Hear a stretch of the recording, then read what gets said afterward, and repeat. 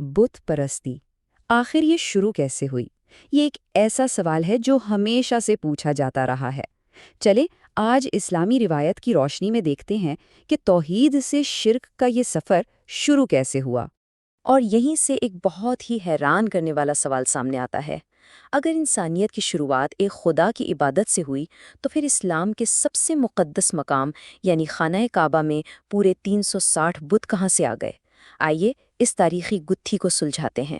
لیکن اس پوری کہانی کو سمجھنے سے پہلے ایک لفظ کو سمجھنا بہت ضروری ہے، شرک۔ اسلام میں اسے سب سے بڑا گناہ مانا جاتا ہے۔ آسان لفظوں میں کہیں تو اس کا مطلب ہے اللہ کے ساتھ کسی کو شریک ٹھہرانا، اور اس کی سب سے عام شکل ہے بت پرستی۔ تو چلیے اس سفر کو شروع کرنے کے لیے ہمیں وقت میں بہت بہت پیچھے جانا ہوگا، ایک ایسی دنیا میں جہاں شرک کا کوئی تصور تک نہیں تھا۔ اسلامی روایت کے مطابق حضرت آدم کے بعد کئی نسلوں تک دنیا ایک سیدھی راہ پر تھی۔ ہر کوئی صرف اور صرف ایک خدا کی عبادت کرتا تھا۔ زمین پر خالص توحید کا نظام تھا۔ اور اسی دور میں 5 بہت ہی نیک لوگ رہتے تھے: ود، سوا، یغوث، یعوق اور نصر۔ یہ لوگ اپنے علم اور تقوی کی وجہ سے اپنے قوم میں بے حد مشہور تھے اور لوگ ان سے رہنمائی لیتے تھے۔ لیکن افسوس کی بات یہ ہے کہ ان کی یہی نیکی شرک کا پہلا دروازہ بننے والی تھی۔ اور بس یہیں سے انسانی تاریخ کا رخ بدل دینے والا پہلا دھوکہ شروع ہوتا ہے۔ دیکھیں، یہ سب کچھ اچانک نہیں ہوا۔ یہ شیطان کا ایک بہت سوچا سمجھا 4 نسلوں پر پھیلا ہوا منصوبہ تھا۔ پہلی نسل کو بہکایا گیا کہ ان نیک لوگوں کی تصویریں بنا لو تاکہ انہیں یاد رکھ سکو۔ دوسری نسل کو کہا گیا کہ تصویروں سے کیا ہوگا، ان کے مجسمے بناؤ تاکہ ان کی موجودگی محسوس ہو۔ تیسری نسل نے عزت اور احترام کے نام پر ان مجسموں کی تعظیم شروع کر دی، اور چوتھی نسل آتے آتے احترام اور عبادت کے بیچ کی وہ لکیر پوری طرح مٹ چکی تھی۔ اور یہ کہانی صرف روایتوں میں نہیں ہے، اس کا ذکر سیدھے قرآن پاک میں ملتا ہے۔ سورہ نوح میں ان 5 کا نام لے کر کہا گیا ہے، اور انہوں نے کہا اپنے معبودوں کو ہرگز نہ چھوڑنا، اور نہ ود، سوا، یغوث، یعوق اور نصر کو چھوڑنا۔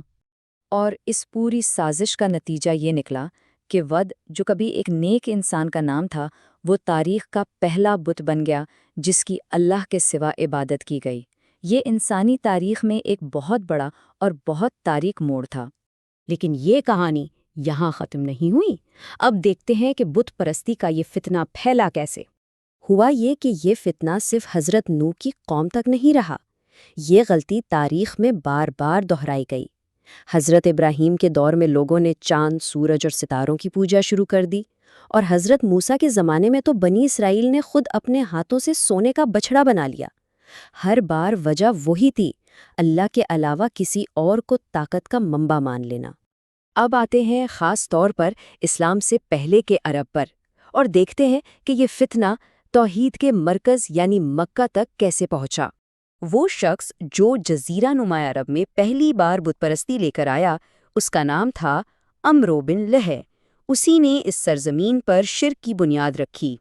ہوا یوں کہ وہ ایک سفر پر شام گیا، اور وہاں اس نے لوگوں کو بتوں کی پوجا کرتے دیکھا۔ اب اسے لگا کہ بھئی شام کے لوگ تو ہم سے زیادہ علم والے ہیں، تو ضرور یہ کوئی عقل مندی کا کام ہوگا۔ بس اسی غلط فہمی میں وہ یہ رسم اپنے ساتھ مکہ لے آیا، اور توحید کے مرکز کعبے کے پاس پہلا بت لا کر رکھ دیا۔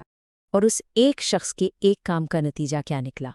وقت کے ساتھ ساتھ توحید کا وہ مرکز جسے حضرت ابراہیم نے بنایا تھا 360 بتوں سے بھر گیا۔ ان بتوں میں بھی عرب کے سب سے بڑے معبود تھے، لات اور عزا، اور ان کے پیچھے کی کہانی بھی وہی تھی۔ روایت ہے کہ لات ایک نیک آدمی تھا جو حاجیوں کو ستو گھول کر پلاتا تھا، اور عزا کے بارے میں کہا جاتا ہے کہ وہ ایک نیک خاتون تھیں۔ ان کے مرنے کے بعد لوگوں نے ان کی تعظیم میں حد سے بڑھنا شروع کر دیا، اور آخرکار وہ عبادت بن گئی۔ اب ہم اس کہانی کے کلائمیکس پر پہنچتے ہیں، کعبے کی صفائی اور اسے اس کی اصل توحیدی شکل میں واپس لانا۔ جب مکہ فتح ہوا تو پیغمبر اسلام نے سب سے پہلا حکم یہی دیا کہ کعبے میں موجود تمام کے تمام 360 بتوں کو توڑ دیا جائے۔ بڑے بتوں میں سے ایک عزا کو تباہ کرنے کی ذمہ داری حضرت خالد بن ولید کو دی گئی۔ وہ وہاں پہنچے، انہوں نے وہ درخت کاٹ دیے جنہیں مقدس سمجھا جاتا تھا، اور اس کی عبادت گاہ کو بھی گرا دیا۔ لیکن جب انہوں نے واپس آ کر بتایا کہ کام ہو گیا تو جواب ملا جو سب کے لیے حیران کن تھا۔ ان سے کہا گیا، واپس جاؤ، تم نے کچھ نہیں کیا۔ یہ ایک اشارہ تھا کہ اصل عرضہ کوئی عمارت یا درخت نہیں بلکہ کچھ اور ہے۔ جب حضرت خالد دوبارہ وہاں پہنچے تو ان کھنڈرات میں سے ایک کالے رنگ کی چیختی چلاتی عورت جیسی شکل نکلی۔ انہوں نے تلوار کے ایک ہی وار سے اسے ختم کر دیا۔ جب انہوں نے واپس آ کے یہ واقعہ سنایا تب پیغمبر نے تصدیق کی، ہاں، اصل عزہ وہی تھیں۔ تو اس پوری لمبی کہانی کا، اس پورے واقعے کا اصل سبق کیا ہے؟ شرک کی جڑ کیا ہے؟ تو یہ پوری داستان ہمیں ایک بنیادی سبق سکھاتی ہے۔ شرک جیسا سب سے بڑا گناہ کسی بڑی بغاوت سے شروع نہیں ہوا، بلکہ ایک چھوٹے سے، دیکھنے میں بالکل معصوم کام سے شروع ہوا تھا، نیک لوگوں کی تعظیم و احترام میں حد سے گزر جانا۔